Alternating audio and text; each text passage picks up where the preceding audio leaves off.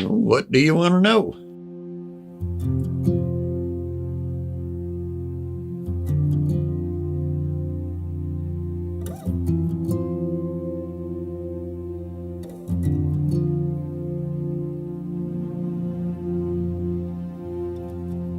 I've been sharpening knives for around 70 years, give or take a year or two. When I was in about the 6th, 7th grade, Dad had a castrating knife that my uncle cut linoleum with it and dulled it, and he was going to throw his knife away. And he had a small stone. I said, well, can I play with it? And he said, sure. He said, it ain't no good the way it is. So I started whittling away on the whetstone with it, and I finally got it razor sharp for him again. How can you tell if it's sharp? That's a silly question, but how do you tell? It drags. Okay. So you're feeling a drag? I'm feeling a drag, or you can run it across here, your thumbnail, and if you feel a drag, it's sharp.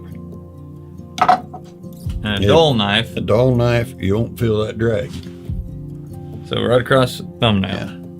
Yeah, because there's nothing there at all. There's nothing there at all. Now try that, and that I just had a few strokes on.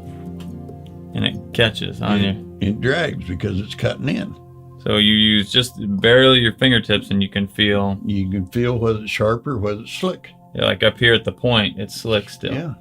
But, I've run my fingers, when I'm all said and done, I've got a lot of little cut spots on my fingers. Because when it's sharp, it would dig into your skin and make a scratch, actually. Yeah. And like when you fish, you wear your thumb out, your thumb and fish. Well, you catch only walleye, so you don't thumb those. I don't thumb those, no. If you do, you got teeth marks in your hand. Knife sharp, you take a piece of paper and if it slices it, you got a sharp knife. Now demo that real quick with a dull knife, one that I haven't touched yet. So you got a comparison of what that looks like.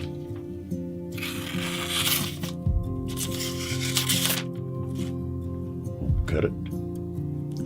All it does is tear it. Now let's see what we can do with a few strokes that you aren't going to count, and what that'll do differently with paper.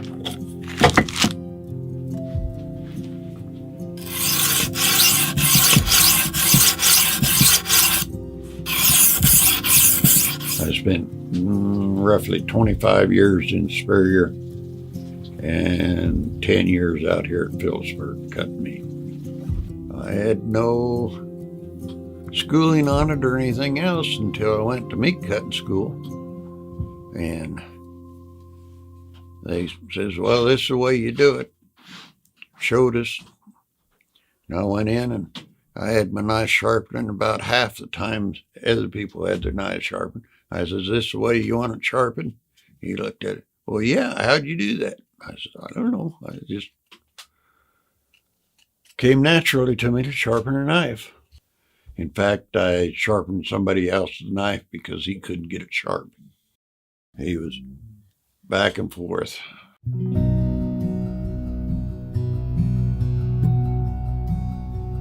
I can run a knife across a whetstone and tell you what kind of steel it's got in it, whether it's soft steel or whether it's hard steel. And your hard steel will hold an edge a whole lot better than soft steel was. You can put an edge on soft steel that it will shave you, but it will not hold the edge. It dulls fast. 22.5 degrees. I use it back and forth because you're cutting off steel going backwards, the same forward, and then you want to do the same number of strokes on the other side. And then when you finish up, you want to stroke it one side and then the other. A lot of people starts out just one stroke this way, one stroke this way. But I found out going back and forth is faster than just one stroke on a side because you're cutting both directions. I would say the hardest part for me, I think, is holding the angle Yeah. And Yeah. 22.5 degrees is perfect on the muscle memory that you got to have from however many times you run that's insane. It probably feels weird to do it at the wrong angle now. Yeah. Yeah. Which, if you get too high an angle, you can put a sharp edge on it, but it won't last long. Gotcha. And if it's too flat, well, it's too thin out here on your cutting edge, and the edge will roll real easy. Makes sense. But, you know, I could run that across my thumbnail, but it's just easier for me to use my fingers. I can feel it drag on my fingers just as easy as I can the thumbnail. Well, it was plain as day where you could feel that little bit of drag through the middle where you'd already sharpened it a little bit, but the point still was not sharp at all. Yeah, it was slick. Did they teach you that in meat cutting school? Drag the knife across your thumbnail? No, no. But that's something I picked up later. And you can see the filing and oil that's coming off on the knife blade there. That's the reason why I say use water on it. Now, this is actually an oil bath stone, but I found out water works about as good. Water and soap that will cut that off of the stone, and you ain't got such a big mess with oil. Gotcha. Water you ain't dumped down the drain or anywhere. It pulls the filings out of the stone. Your knives the steel has got oil in it. You may not think so, but it's got some oil in it, and the oil and the filings off of your knife will clog up your stones. And most people stops too soon a sharpening knife. They think they've got it sharp, or they need to spend 3 to 5 more minutes on it, on your fine stone, stroking it back and forth, one side and then the other. And you think you got it sharp, spin another 5 minutes on it, and then you've really got it sharp. This stone, I just use this one stone because it's got a coarse and fine edge on it. This oil stone, as it's called, has got 3 different stones in it.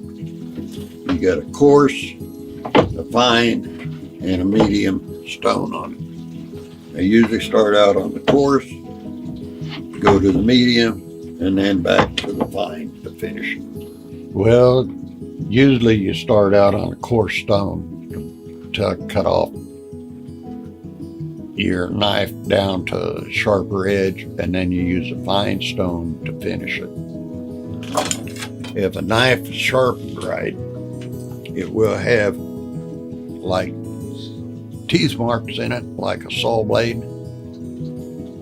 If you look under a microscope using a coarse stone, you can see all these grooves that's in it that looks like a saw blade. And you use your fine stone to hone them down to where it's sharp. Feel that? Yeah. And I don't feel every place it kind of drags. Maybe just a tiny bit at the very, like that last 1/4 inch, which is, I always struggle with those, especially a knife that's got a little more curve in it or something holding that. Well, you rotate it around, see? Okay. You bring it around. Follow that angle and just bring it around. Your razor takes a different bevel than a knife does. It's flatter bevel. And there's a razor stone that is as slick as glass that they sharpen your straight edge razors on that you shave with. And then they strap them to smooth out the wire edges if there's any. That's what strapping does.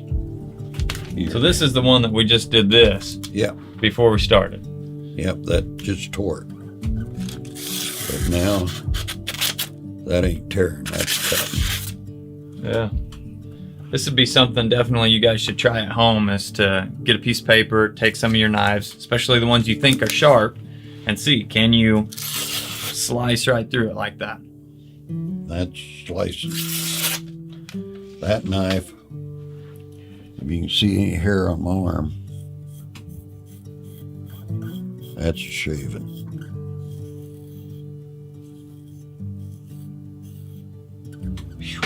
The stone will last a long time if you keep it wet. If you run it dry, it cuts more of your stone away. But keeping it wet, it cuts it off the knife rather than the stone. And like I say, even a diamond stone will fill up with pilings from your knife and oil. You use it dry more than what you can in what else to say, a synthetic or a natural stone. But after a while, you need to take soap and water and a scrub brush and scrub the filings out of your diamond stone. I do have a razor stone, which, like I say, is smooth as glass. If you really want to fine tune an edge, use a razor stone on it. And I mean, that's what they sharpen their straight edge razors with in the barber shops. There they are. So what are these? It's just diamond stone, and they call it a whetstone. Got coarse on one side, fine on the other, which I've used this dry too much because it's ground out a whole lot of my cutting material. And this is diamond stone. You can use it dry. I suggest using it wet because you can, using it wet, washing out the filings off of your knife. Because the filings end up filling the cutting surface, and then the stone doesn't work. Right, as near as well. It will work, but not near as well. And then if you really want it sharp, you go to a razor stone. So this would be for like a straight razor? Yeah. Yeah. You can feel the difference in this stone and them other stones. That's really fine comparatively. Right. It's almost like glass. My favorite part is I enjoy seeing how sharp I can get a knife over a dull knife. And I just enjoy sharpening knives. I learned it when I was young. I went through meat cutting school, and I could sharpen a knife faster than anybody else that was in school. Which you feel there on this side, I've got a rolled edge already. Yeah, you can feel like this side, it's my thumb runs smooth across it, and this side it hooks. You can just feel barely a drag. Yep. And that's that rolled edge, which you can take that rolled edge out on it. Now listen, well, you do it and you can feel it. Okay. So we're going backwards. Backwards. It's got more drag there. Yep. That sounds different. Mm-hmm. And it feels different. Mm-hmm. And now it's gone. Yep. And it's gone with it. So I don't feel that. Then you can stroke it towards the up, just like that. Goes towards the cutting end. Mm-hmm. And with that, you should have it sharp. Drag it over your thumb and see. Yep. There's junk paper. Just like that. Just like that. That's Very crazy. simple. That's crazy. The reason why other people should learn to sharpen knives is so that they don't cut their fingers off. A sharp knife would cut a finger, but a dull knife would take a finger off. How's that, Jose? Put that in your pipe and smoke it.